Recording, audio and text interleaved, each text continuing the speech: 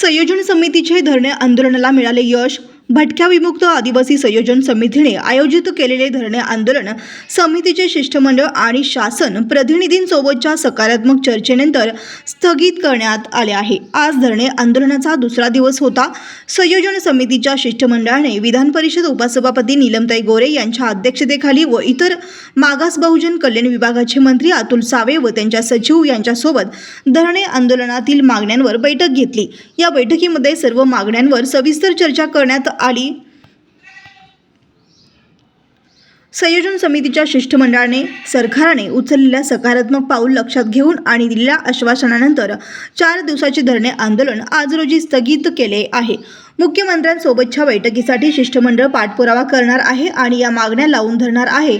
जर प्रतिसाद मिळाला नाही तर पुन्हा अशाच पद्धतीने आंदोलन होईल असा इशाराही संयोजन समितीच्या शिष्टमंडळाने आझाद मैदानावर धरणे आंदोलन स्थगित करतानाच्या भाषणात सरकारला दिला आहे. त्यानंतर धरणे आंदोलन स्थगित करण्यात आले आहे.